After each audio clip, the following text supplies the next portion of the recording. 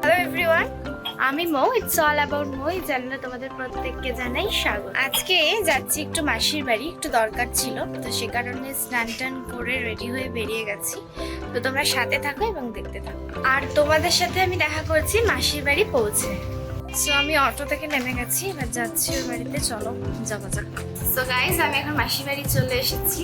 আর মাসির বাড়ি চলে এসে আমি চুলটাই টঙে তুলেছি।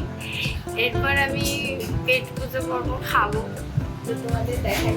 এই ছিল আজকে লাঞ্চ, ফ্রাইড রাইস আর চিকেন কষা, যেটা আমার মাসি ভীষণ সুন্দর করে, আর রাইসটা আমি করেছিলাম। সো গাইজ, আমি জাস্ট খেয়ে দিয়ে এলাম। রান্না খুব টেস্টি ছিল।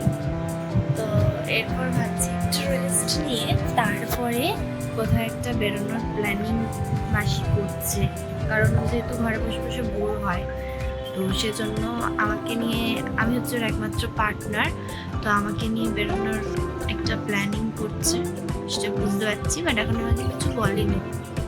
তো চলো দেখতে থাকো। One eternity later. সো বন্ধুরা, এখন অলরেডি বিকেল হয়ে গেছে, 5:30 পৌনে বাজে। তো এখন চা করলাম, চা খাবো বলে আমি আর মাসি একসাথে। এরপর কোথাও একটা বেরাবো, তো তোমাদের সাথে সবটা একটু একটু করে শেয়ার করবো, তো সাথে থাকো, দেখতে থাকো।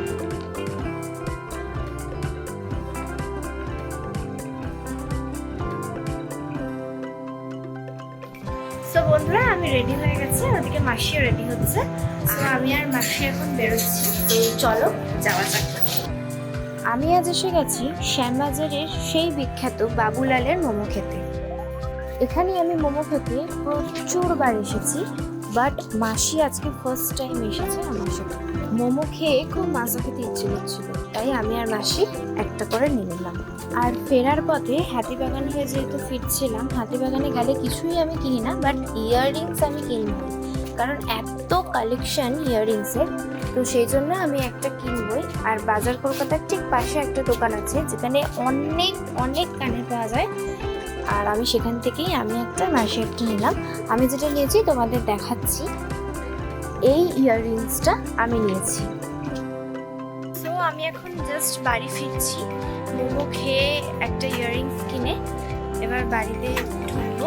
তো আজকের ব্লগটা এতটাই রইল, ফিরে আসবো আবার আগামী কোনো ব্লগে। ততক্ষণ অবশ্যই চ্যানেলটা সাবস্ক্রাইব, লাইক, কমেন্ট এবং শেয়ার করুন।